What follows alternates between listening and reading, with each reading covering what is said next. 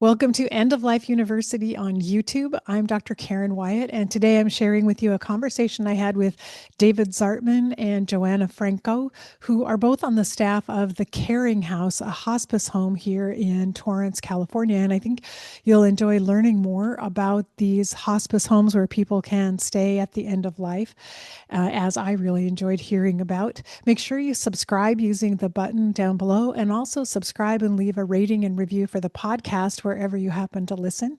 And go to eoluniversity.com/support to find 3 different ways you can make a contribution and help keep this channel and the podcast on the air.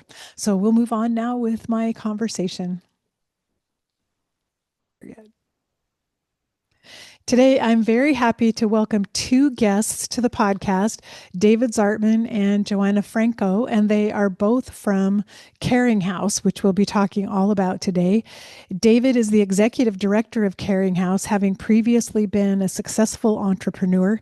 He is focused on bringing in support for Caring House and the hospice care realm in general via grants, donations, thought leadership, educational awareness, and outreach to underserved and underrepresented communities. And Joanna is the director of operations for Caring House with many years of experience as both a caregiver and a resident care coordinator and manager.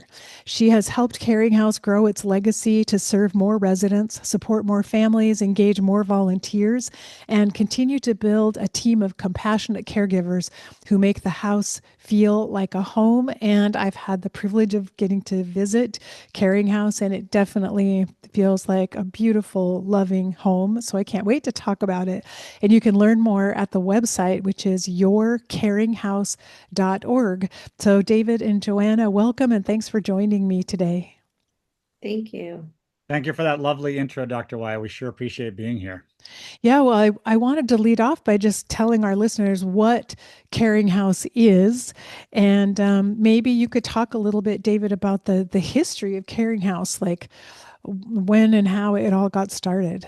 Lovely. I'm happy to do that. So our founders were Ed and Patty Long.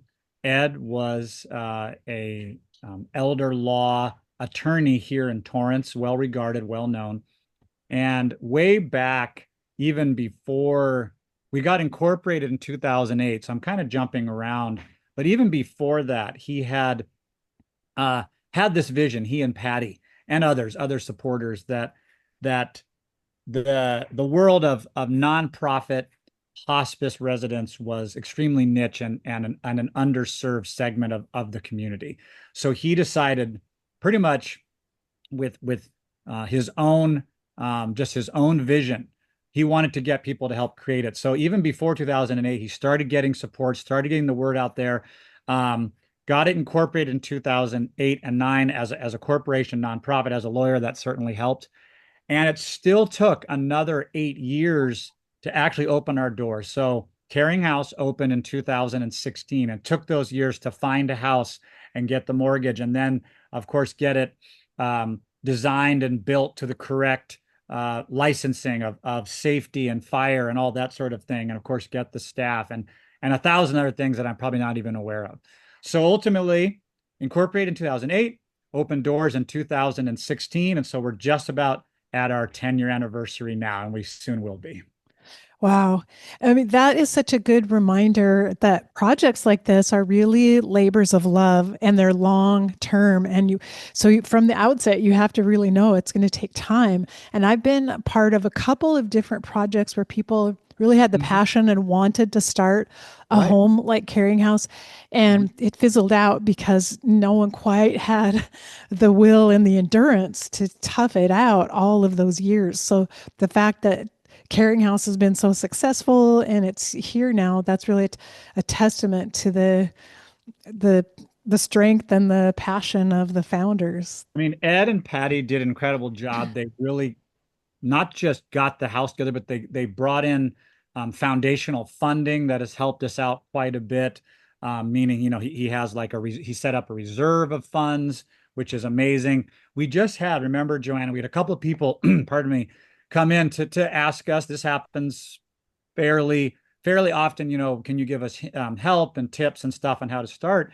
And one of the things I told them was, you know, start making plans of trying to get at least 500,000 reserve in the bank. Not just to buy a house, not just for operations, but to literally have 500,000 in the bank. And I said, I think that's low. So yes, you're right, Dr. Wyatt, and I'll throw it over to Joanna in a minute, in 2 seconds here, but it's a labor of love and it's very hard to do. But once you get started, it kind of is a snowball that keeps building a little bit. But boy, you're always working. I mean, Joanna, what do you want to add to that? Definitely, I think it takes time and it grows and it changes as the years go by. You update it. But Patty and Ed and Patty really did set us up to do good here because Yeah. they did a lot of the work, hands-on work, getting Mhm. the house started. And Joanna, let's talk a little bit more about what a hospice home like Caring House is, because I think most people know our hospice benefit. It's set up most often people provide residential care. They visit people in their own homes, but there are people who, for one reason or another, cannot stay in their own home to receive hospice care. They don't need to be in a hospital or a medical facility. They just don't have a residence that's suitable for home. So tell us how Caring House meet fills the gap there. Absolutely. So yes, so the hospital typically when someone is discharged onto hospice, then they want you to either go home or a different setting, but not always families may have the support at home to provide the care. And so that's where Caring House comes in. We have private bedrooms, so we can serve six residents at a time.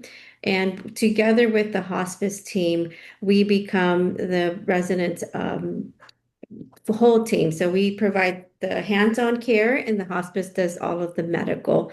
But like you probably already know, hospice only comes in, once or twice a week, depending on the needs of the resident, for about an hour. And so that leaves 23 other hours of the family providing the care. And so that can become very difficult towards the end for them and stressful. So we want to take that away. We want to be the hands-on and let family just to be the family member and be present with their loved one, and we'll take care of all the other logistics of caring for someone. And it really is it's a beautiful, peaceful facility. I wanted to emphasize that because some people might wonder, well, with so many patients and families in one house, but the rooms are all private, and it felt to me like there's plenty of solitude, and yet there are also places where family members can gather with other family members, and I witnessed that when I was there. Family members sitting in the courtyard together and talking about the experience they were going through and kind of being able to support one another. And that was a really beautiful thing to see. Yes, so it can get a little busy. We have, like I said, we could have six residents at a time, and sometimes we'll have six residents transitioning at the same time. And so that means there's going to be more family in the house because they want to be involved and present at that end stage. And so we kind of have different spaces. We have a really beautiful garden where families can spend time together and gather there. We have a conference room as well. Sometimes we'll have three families in the house in different areas of the house. But we try to make it as most accommodating for them as possible and just keeping it quiet and calm for everyone. And it helps, I think, the families that are grieving as well when they see other families going through the process. They can share experiences or just what their emotions are at the moment. And so they support each other as well. And so, David, maybe you could tell us about the staffing, like who's on staff, and do you utilize volunteers for care at the Caring House too? Volunteers are so important to us. We have a fairly large, luckily for us, we're very fortunate to have a large cadre of volunteers who are regular. Oh my gosh. And they come in and will do anything. And by anything, I mean not just the most basic things like helping the caregivers take out dirty laundry or things like that, but they'll go on up to, they volunteered for our events. They'll come on weekends. Obviously, they'll help with the families. We have a volunteer who's also a board member, Michael, who is a retired therapist. So he can lend an ear not give therapy, but he understands how to connect with people and help them through grief. Another one is a death doula, right? And things like that. So our volunteers are extremely important to us, and we value them very much. And even though really I need to say that Joanna's directly in charge of the as a supervisor of our caregivers, we have several lead caregivers, and then many um, caregivers below that who, as I've said many times, are the rock we all stand on. Because truly, besides the hands-on, literally care that they're doing with our residents, they are truly the minute-to-minute immediate connection with the families that Joanna was just talking about. And so they are so empathetic and so loving and caring and genuine about their about how they deal with people here that without them, I don't know where we'd be. I really got to throw it over to Joanna because you're their immediate supervisor. Yeah. So we have the way it works, we have 24-hour around the clock awake staff. So there's two caregivers per shift. There's a total of three shifts. And so the ratio is about one caregiver for three residents. Hmm. It's very intimate. It's a very small setting. We'll bring in extra staff if we feel like it's necessary or someone, needs extra more attention. We will bring extra staff as to support. And myself, I can always support as well. Yeah. Yeah. Because that's one of the tricks of this type of operation. You never know exactly what your census will be. So you have to be really flexible in the moment to bring extra people on when there's an extra demand, I'm sure. Well, Absolutely. it's such a niche thing, right, Joanna and Dr. Wyatt, where there's caregiving, which in itself is an exceptionally difficult job to do well and requires a lot of training. And then, of course, in our mutual world of death and dying, and it's a different type of work because it adds a certain amount of mental heaviness in some cases and things like that. So, really, for Joanna to have found this incredible um, group of caregivers, both lead and regular caregivers, is actually exceptional. It's exceptional who we have and who can be in this niche of the death and dying world. Mhm. And really, I'm sure you may hear about this, Joanna, from families that you work with, how grateful they are because this 24/7 care, it is really difficult for families to provide, even when they have several members who are willing to step up. It's exhausting and so challenging for families. Absolutely. Most of the times when a family comes to us, they're already exhausted all of their resources and are ex overwhelmed themselves. So kind of when they come in here, it's, we have to let them have a seat and just relax for a moment and we'll now take over. And we have families that will spend the night as well and tell me how great, every shift is and how, the caregivers even at night are up and taking care of them like if it was daytime. So we have a really good team here at the house, which Yeah. makes all the difference. Yeah. And I love thinking that these family members who, when they're home taking care of their loved one, they're doing all the work. They're constantly focusing on when's the next dose, when do I change the sheets, what do I on all the tasks they have to get done. And when they're at Caring House, they can actually just be with their loved one and just sit with them and hold their hand and just chat and say the things they've always needed to say. And sometimes there's no time for that when they're home by themselves doing the caregiving. Mhm. Absolutely. Yeah, I oddly went through that just before I started here. A dear friend of ours was doing home hospice care. She had fought cancer for 10 or 12 years, and it was finally getting the best of her. And they chose to stay at home. I wasn't part of Caring House then, but I was able to see, how exhausting it was for the husband and trying to, keep her as comfortable as possible and everything. And like you said, there's almost no respite there. And a lot of what we say, it's not just respite for our residents, it's respite for the families. Like you said, Dr. Wyatt, so they can just be with them, talk with them, or just sit there in silence and hold their hand. That is so important and such a beautiful thing for people to have, especially if they've already been trying and they're just completely wiped out and they're grieving in advance and all those things. So Caring House lets people have some respite in a lot of different ways. Yes. And I've been interested in the idea that um, when you're caring for a loved one at home, it can be very isolating for people. And that's Mm. why I mentioned this already, Joanna, the idea that say there are three families there with a loved one in the caring house, they have these opportunities to witness each other and to talk together when their loved one is asleep and kind of share some of the load and also realize they're not as alone as they thought they were. There are other families going through the very same thing at the same time. And I'm sure you've witnessed it, Joanna. Many, many times. I think that's what gives us the to keep going, the motivation when we see the families, gather and just be so grateful to be here. They're very vocal to the staff of, thanking them and appreciating what they do for them. And so, yes, we often will share a meal with the families. We'll have two families at the dining room table. And, even eating, sometimes we have to remind them, like, oh, did you take care of yourself today? Have you had something to eat? I've had two wives, talking about their love story about their husbands that who are, transitioning and sharing stories in the living room. And I could see them smile or laugh for a moment through the tears. And so that really is what Caring House is. It's a home away from home for them.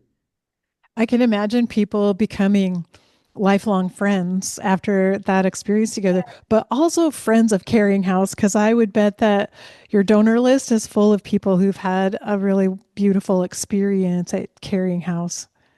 We Yes. have a wall here. Actually, we have two walls that are covered in the cards and photos, usually of residents, but cards of the families, thanking the staff and the caregivers for making the experience here a beautiful thing. I literally read those every single day. There's one out over the kitchen table, and there's one down the hallway near where the caregivers are. And it moves me every single day, Dr. Wyatt. It really does. And we get them on weekly, new letters and cards, just, thank you. My mother was there and it made all of us da da da. It's very moving and very touching and a testament. That's what really that wall reminds us why, in part, why Caring House exists and what it does for people. Mm, that's so Mhm. true. I'm sure it's so good for the morale of the staff too. And that was another question I had. Maybe you can both answer this, but Joanna, I'll start asking you, how do you help your staff? Because their work every day, all day, is facing death and grief. And how do you help the staff with their self care to keep them from burning out or getting overwhelmed? Absolutely. Thank you for I saw that question and I get that question often. I think people think or have a perception that it must be like a very sad place to work at or how it's so difficult. How do you go to work every day to somewhere where people are dying? And so I've been here 4 years now, and when I first started after I was very excited about coming here and I thought I can do this easy, six residents, it's a small facility. It's already set up. And after about a month, it got to be very overwhelming for me. And so I went home one day and I was like, maybe I can't do this. It's a lot of, we have about 8 or 9 passings per month. And sometimes we'll have 2 to 3 per day, all at the same time. And so I came back and I thought, most of the staff here has been here for 10 years since day one, and their attitude is so welcoming and so positive. Every day they're having a good day. And I'm like, how do you have a good day every day? Every single day. And what they shared with me was that they love what they do and they feel like they have a purpose here and what we're doing is we're making a big impact in the world, so they feel like we make a difference in one person's life. That's all they want, for themselves. So um we cry a lot together. We debrief. We go through the grieving process with the families. We stay strong for them because, they're looking at us for strength. But once they walk out the door, it's like we'll take a moment and debrief and share, our feelings and how it made us feel. We cry, we laugh, and and we support each other. So I think that's what helps us not carry that heaviness with us. It's very light here. The staff is very light. We don't feel like it's overwhelming or it's too much. They feel like they have a mission. Every single resident, we've now served over 700 residents. Uh, Wow. and so some of them have seen 700 passings because they've been here since day one. And it's still very new and very light to them. They feel And to like, your point, Joanna, like one other thing we do, Dr. Wyatt, for example, is when there's a passing, we don't immediately, we often have a waiting list, and we do not immediately just have someone pass and depart a room and immediately put someone in. What we do actually is we make the bed, we put up a little sign that has their name on it in memory of who they were. Um, Joanna will send out a note saying, that so and so passed. And we let that, there is a moment of a day or two where it lets people remember that this is not just some kind of in and out place, that human beings were here, families were here. We want to remember who they are. We want to honor them, see their names for a little bit more. And so we let that stay there for a day or two. And then, hey, we'll open it up. We do have people that we can help. And I think that's important also for the staff. Like you said, Joanna, we have people here who are here for a long, long time. And naturally, quite naturally, even for me, attachments form. And it's extremely sad when people go, when you've really, you've really talked with people. Joanna, all of us, when you talk and interact and communicate, and all of a sudden one morning, they've passed. And that's, we're humans too, and the staff. And it's very important that they remember who these people are and honor them for a few days afterwards. And Mhm. you get to know the patient and the families really well, I'm sure, from seeing them every day. I yeah. mean, I have a lot of stories, and Joanna has more because she's been here twice as long as I have. But super fast, we had a family who the mother, they were Japanese American, and the mother had been interned in the Japanese internment camps, a terrible thing in World War II. And they wanted to share that. And they brought out books to show us photos of her in there. And it really was quite fascinating. I went in and I briefly spoke with the mother and told her I was so honored to chat with you about that and hear that part of your story and, how it changed you and that sort of thing. And yeah, I mean, that was very powerful for me. And to see that the daughter and the son were really invested in that and wanted us to know that that had been part of her life and that sort of thing. Just one of many stories I personally have. I mean, Joanna, you must have obviously at least twice as many. You've been here twice as long. Yes, absolutely. And every resident comes in with their own story, and every passing is different. Even if it's they're coming here for the same thing, we always say like everyone's so different, the experience is so different, the process is so different. And what is the range of time that most residents spend in your facility? I mean, I know some might be short and others might be longer, but Yes, we are designed for that very end stage of the Caring House. So the Caring House mission is to provide care to the most residents when they most need it. So that means our average length of stay is about 14 days or less. We definitely have shorter term residents that come in, and we have some that are here a little bit longer. But it's really designed for that short term. mm.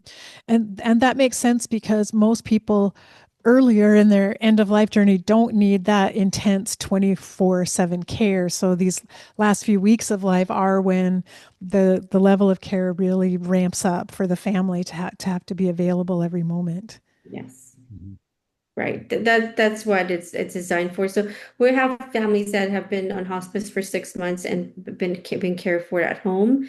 And then once they get, and even the resident themselves sometimes plan, when I get to a point where I can't ambulate or I need help assistance going to the bathroom, I don't want my loved one taking care of that aspect. And so that's when I want to be ready to come here. And those start, touring ahead of time, asking the questions and setting up so that when they get to that point, then we just move forward and move them in.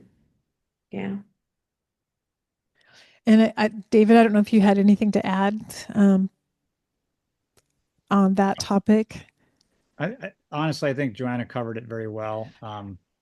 I think she's the right person to answer that. So Okay. no, probably not. Yeah. Yeah, because I think that one of the other questions I'm sure people are wondering about is how are the services paid for, which is um, a big question on everyone's minds, I'm sure. So maybe you could talk about how that works. Sure. So one of our guiding principles is it's a sliding scale and no one is turned away based on their ability to pay. We are a nonprofit, so we're not here to make money. However, we do need money to run. So we do rely heavily on donations, whether it's private individuals on up to foundations and grants and things like that. And basically, it's based on one of two things. When someone comes in, some people just understand that we're a 24/7. It's not the best term, but we're white glove. We take care of everything. We cook, we clean, we dress, et cetera, et cetera. Um, so they understand, and so they pay the full rate. Um, we have a daily rate which exists. We need to have that just for data and for our finances, and they'll pay that.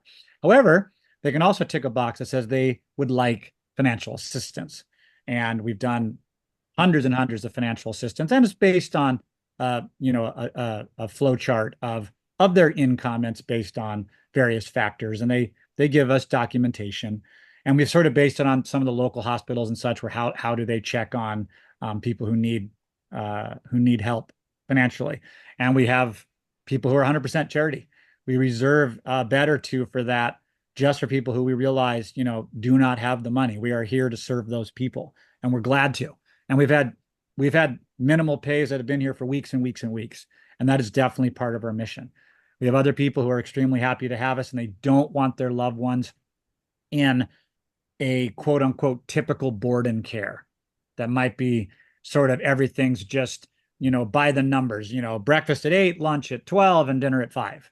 Here, if someone's hungry at 2 in the morning, we're going to cook for them, right? If they want something special, if they want hazelnut ice cream at 2 in the morning, we're going to go out and find that hazelnut ice cream for them. So they are very happy and appreciative to pay our full rate. And that's also helpful to us. So it's all types, 0 to full pay based on their ability to pay. But we don't turn people away. And that's really one of the challenges of operating a nonprofit like this. You have to do a lot of balancing and figuring, but with the generosity of donors, I'm sure really helps out and gives you funds that you can apply to people who need the care.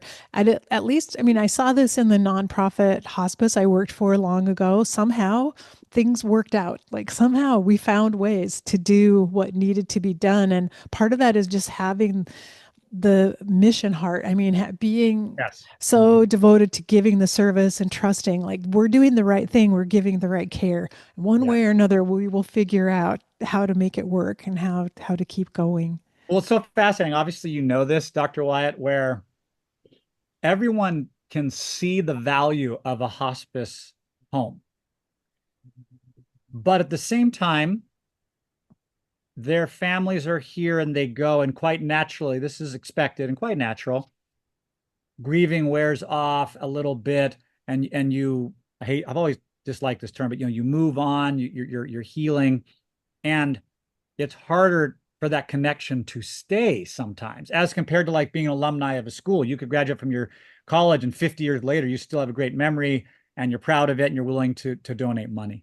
So it's a little bit different for all of us hospice houses that are out there. And we've been, as you mentioned earlier at the beginning, the Omega Home Network, and we talk to these homes. And it's really true that fundraising is a really big thing. So if anyone in the SoCal area, I'll put out a quick pitch, wants to support, LA County's only nonprofit hospice house, caring house, please go to yourcaringhouse.org, like Dr. Wyatt said. And we would appreciate anything from $1 to $1 million to help keep our mission going. But aside from that, it's constant. There's no denying it. I mean, for us living in LA County, it's upwards of $500 a day of cost for the 24/7 care. And that's right in the middle of we do our comps and stuff, and there's places that are more expensive and there's places that are more affordable. And you get varying levels of care and attention and people who understand death and dying and things like that. But we kind of fall in the middle, but that's still a real cost of just, I mean, you don't even want to know what our electrical bill is, right? that's our licensing. We have to keep the temperature right between a top and a bottom amount. And so it's either the AC is on or the heat is on, right? It's things like that, houses cost money. I mean, Joanna, do you have anything to add to that?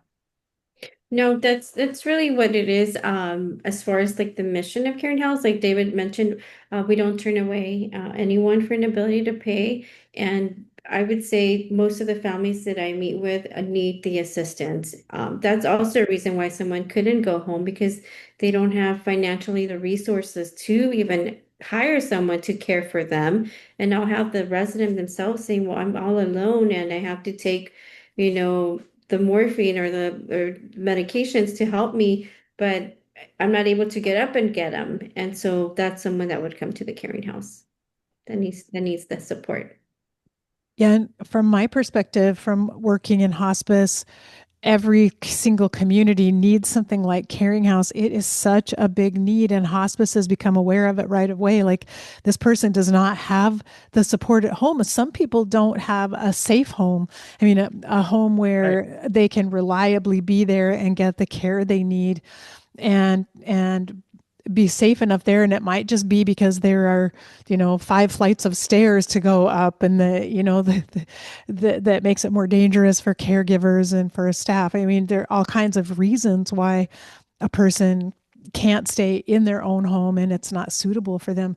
My passion would be to have something like Caring House everywhere in every community, because it would fill such a needed gap. But as we've seen, it takes a lot to get a house like this started. And you were telling me earlier, Joanna, that the Omega Home Network, and I've interviewed people from Omega Home Network before, they have been really helpful to Caring House in terms of giving you information and support. Absolutely. Yes, absolutely. For me, even just being part of the Omega opened up my eyes to a whole different hospice world and the way these homes are run. And absolutely, we benefit from being part of it. Yes. Yeah, I just wanted to give a shout out to them, because people listening from other areas might be thinking, I'd love to do this. And there is a lot of information on Omega Home Network's website people could find that could help them. And they have a conference, I think, every year as well. They do. We just got back from it. It was in Buffalo. Yep, it's wonderful. It's really great. Encourage everyone to go to that if you're interested. Yeah. So it's nice to know that you're not alone in trying to trying to put this kind of nonprofit out into the world and keep it going. There are other people doing the same work, and you can learn. I'm sure you learn a lot from each other about things they've found successful, or things that have worked for someone else. It's so fascinating. I mean, one that struck me in the Buffalo, New York conference that we just got back from is that there's a home that we went and toured there locally that only had 2 rooms. Beautiful old, some sort of vintage old building. It was great brick and all that, very East Coast, and just 2 people, and very cozy and small, and just in a neighborhood. And just, yes, your point of just how lovely that the community has, even though it just has 2 beds, it has that possibility for people to go and have what we call at Caring House, peace at the end of life, which is kind of Yeah. a motto and our mission, peace at the end of life. And yes, I would love to have that in every community. We've thought about it. It comes up fairly regularly, in our planning and thinking, how can we expand? Remember, we're nonprofits. We're not expanding like a Starbucks. We're thinking, how can we expand this service to community, this thinking, this awareness of hospice care, of hospice houses, of palliative care, of all those things that come together, because it's really big. And as you undoubtedly know, Dr. Wyatt, that the awareness of it, especially, by the way, in communities of color and underserved and underrepresented communities, is woefully low, woefully low. And so how can we work with that? How can we get that out there? There's just so many, there's all we can do is go up, honestly, bit by bit, 1% a day, something like that. And Joanna, you were saying that almost every day, or almost every time a new patient comes, it turns out they've never heard of Caring House before, even though you've been around for almost 10 years now. So it's true. It's a challenge to get the word out to people. Absolutely. Yeah, and it's always surprising to me too that they don't, and I'm like, you don't know, but yeah, I think until you come to that time in your life where the doctor's saying there's nothing else we can do, and now you're looking into hospice, it's when you realize, okay, what's next? And you look for something like this. Otherwise, you're not thinking about it or planning for it. Yeah, Yeah, yeah. So, so part of even doing this interview on the podcast is just spreading awareness and letting people Yes. know what's out there, because there might be people listening who have a hospice home in your own region that you've never heard of before. Because you can Great point. on the Omega Home Network, you can go look up a directory and see all the homes that are out there, and there might be one closer than you even realize, but you just may never have heard of it before. right. Very true. Yep. Very true. Very true. Yep. So I was interested in your comment, David, about the home that only had two beds. I think that's a Oh, good reminder too that every one of these homes, it looks different depending on the community that it's in.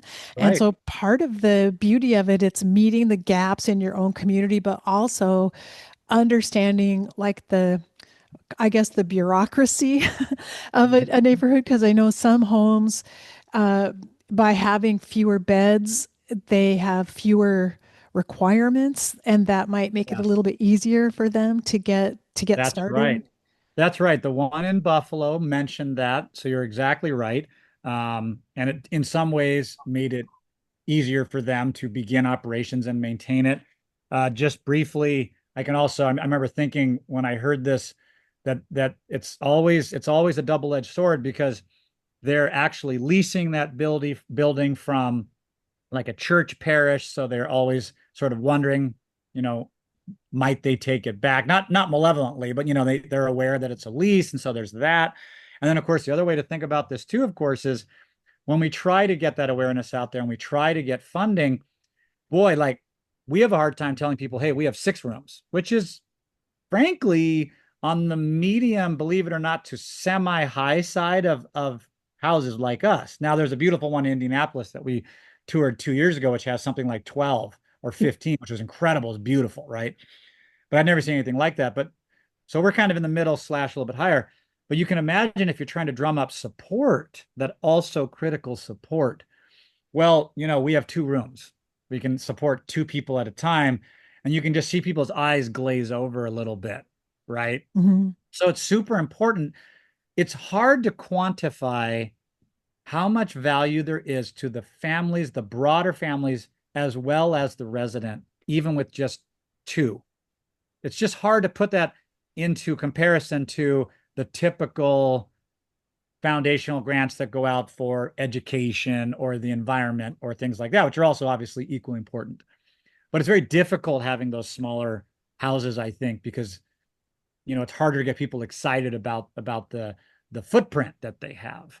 But thank goodness that they're there and they are surviving. People are seeing them and supporting them. Thank goodness. Yeah.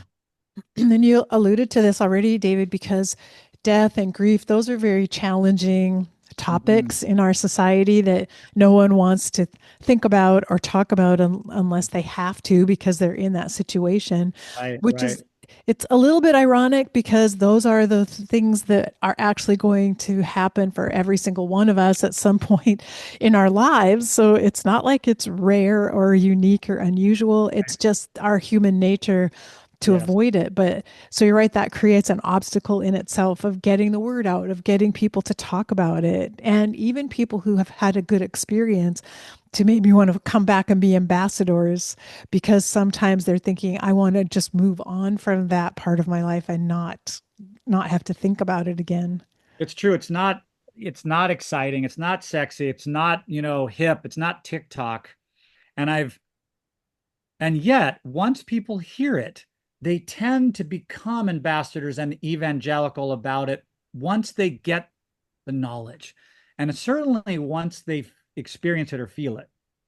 And so sometimes I think the best ambassadors certainly are those who have had family members who have had a good experience, whether at a caring house or any other house out there, is they are going to ripple that out for us, throw that stone in the pond and ripple out to people because they'll be able to say, my mother, my father, my husband, my wife, what have you, they were in hospice. It was shocking, it was horrible, but we found this hospice house and we learned so much and we had this respite care. um, and then they can spread the word out to more people in a way that is not like with us. There's always that little bit of like, well, you're a business. You do take money at times, right? Like you need to keep your rooms filled. It's not entirely true, but coming from a family, it's like, I'm so sorry to hear someone pass. Yes, it was, but his last 2 weeks were incredible because they were at this hospice house. And that's hopefully can spread that out because the people are afraid, right, Joanna? I mean, what do you get with from people? I'll throw it over to you. Yes, I think absolutely it makes all of the difference in someone's lives when they're going through that moment. It's like night and day, and we hear it all the time, and we see it and experience it with the families that come to Caring House, that they're having a really hard time at home, and once they come here, they can kind of just catch their breath and, recharge to get, keep going through their grief. But it's definitely needed. Absolutely. Yeah. And I was wondering, Joanna, I remember when I worked in a hospice, many of our staff members, when they started working in hospice, felt like, oh, this is the work my heart has always wanted to do. They felt like they were at home. And I wonder if you see that in your staff as well, like that the staff members become so passionate because it feels just right to them. Absolutely. I think 100% that's what it feels like for the team here and for myself. I've hired about 5 caregivers since I've been here who are here now. But the girls that have been here before, since day one, feel like they're at home. And I think that's the same way for me, myself. My family was worried, like, oh, can you handle that, the stress and the fact that people are dying. And I've never felt more comfortable somewhere working and enjoying it and having a passion for what I'm doing. Yeah, and it's like that's such a beautiful reminder. I think that probably takes most people by surprise who would never have imagined that about working there. And I don't know for you, David, if this is probably kind of a new arena for you as well in your work life, Yeah. what your experience has been. Wow, yeah. So much so. I mean, in brief, in like one or two sentences, I came, as you mentioned, from kind of an entrepreneurial background. I'd run my own company and built it up and all that. And that was great. But what got me to start moving out of that was two things. One, in the media of transportation vehicles and that kind of thing. And so sort of to where I'm like, this is relatively useless. I want to make an impression on the world. I want to get more community facing. I want to move the needle. There's a lot of things we need to work on. So I decided to go back to school and get an MBA and be able to do that. But the second thing was my wife is an LCSW, and she would give the obviously just the bare bones um, impression of the client she would see, and I could see how much personal satisfaction she got of seeing these people, what she calls spread their wings and fly, helping people. And I knew I was leaning that way myself. And so I started looking for roles that would be more community facing and could help people and do that sort of thing. And I will tell you that at the same time, oddly enough, I was a finalist for two jobs, for the Caring House job and then to be an assistant director of communications at a local law school, Mm. which was like kind of had that temptation of the cachet of it, the title. But I only had to think about it for about a minute. Like, that's cool and da da da. I want to work at Caring House. Caring House is, like you said, Dr.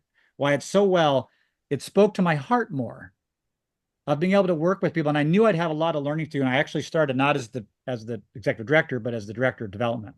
So I was able to learn from Joanna and from we had a lovely lady. Unfortunately, she passed herself, named Sandra, and from the board of directors and learn about this world. So I spent a lot of time listening and trying to see how things were done, how things were done well. And when it came time where the position rolled into my lap, I was able to take that. And it's really like you said, and I think Joanna said it best. It's just something that speaks to all of us.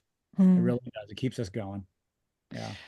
It is really beautiful work, and I'm just so impressed with both of you. I'm so glad that you were both able to be here because you kind of represent slightly different sides of the experience of Yes. working in such a home. So it's really nice to hear both of your impressions. But I really encourage people. So got to take a tour of Mm. Caring House. Yeah. And is that possible if someone else is in this South Bay area or even in LA, if they wanted to come and see Caring House, is it possible to arrange that? Absolutely. We always are more than happy to welcome anyone to come by and take a tour and just experience being in the house. Even with families, sometimes they'll say like, "Oh, we don't need to take a tour, we can just." I always say it's a good idea just to come in and kind of get a feel, meet with us in person, kind of know where you're going and who you're going to be with, because it's a whole different experience or expectation of what you're imagining, not seeing it firsthand.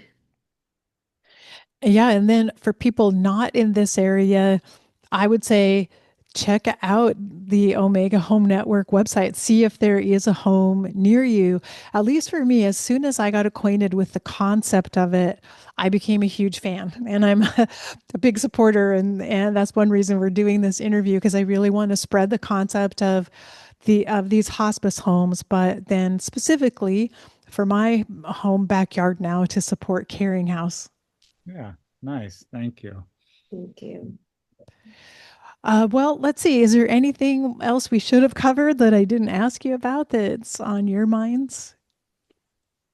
I mean, all that comes to me is just all the stories from people that have moved us as staff and directors. Joanna's director and I'm one of the directors. The things that happen, whether they're small or large, are really so powerful. We've touched on it again and again in this talk. I can't tell you how important this mission of hospice care, hospice residents, nonprofit hospice residents is in the world.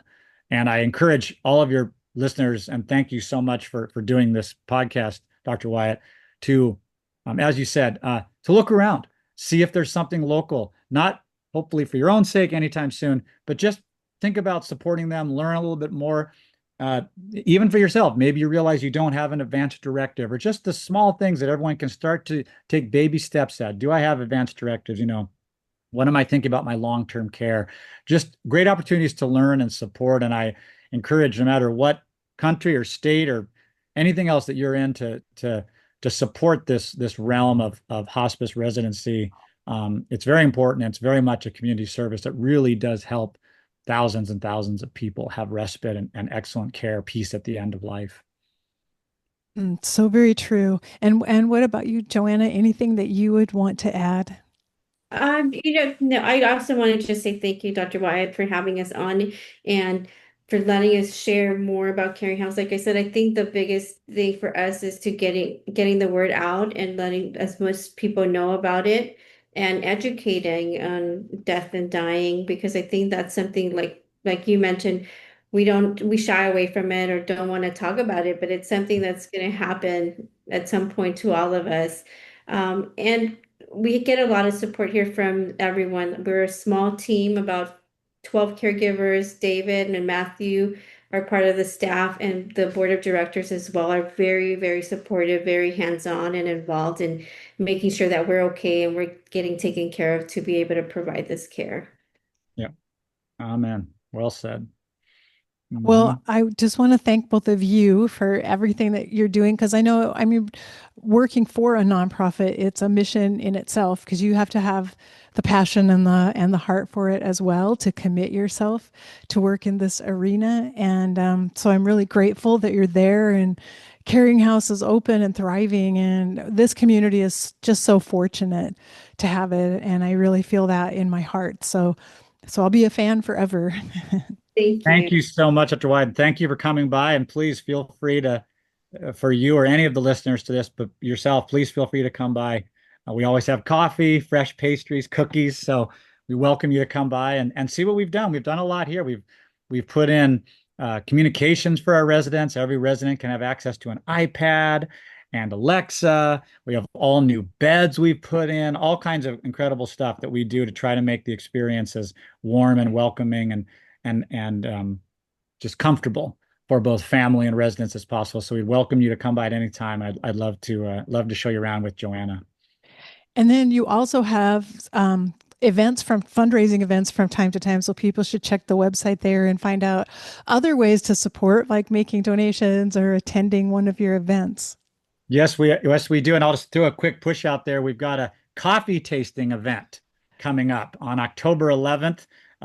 So if anyone out there hears this in time, we will have an amazing opportunity at the Torrance City Hall to come and taste coffee. And like you said, you can learn about that on our website or just donate in general about our and learn about our events as well. So yes, we would welcome anyone's support. That's awesome. I'm a big coffee lover, so I can't wait. I haven't ever heard of a coffee tasting before, but I just love that idea. So, It's going to be great. You can learn about Caring House and such, while at the same time have different coffees. We're going to just real quick: Vietnam, Uganda, Indonesia, Costa Rica, Colombia, all these different wow. coffees, sidecar donuts, and Becker's pastries. So wonderful chance to learn about Caring House, socialize, and have some unbelievable coffee at the same time as a fundraiser. So check out our site.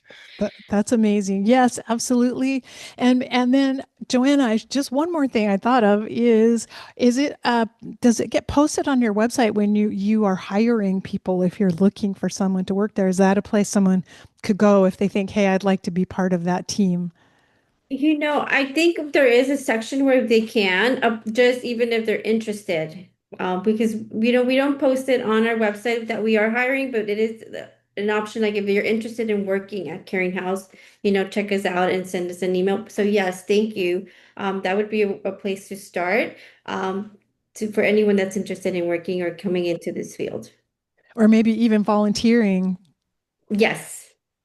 Yes, Oh, there is definitely a link for volunteering too, 100%, where you can fill out like a Google sheet, your name, what you're interested in, that sort of thing. And that goes both to me and one of our board members who's kind of the head contact for meeting them and interviewing people and stuff like that. So yes, they can do that too.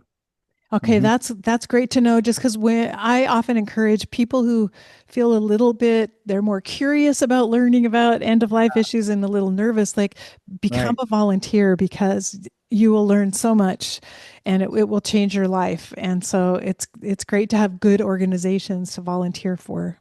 Yes. Thank you for that plug. You're right. So Yep. everyone can go to yourcaringhouse.org and get more information there. Yes. Thank you for that plug, Dr. Wyatt. And so thank you, Joanna and David. Thank you. And I'll see Thank you you. over coffee in a few weeks. Lovely. Can't wait to see you. Thank you so much, Dr. Wyatt, for this opportunity. You're welcome.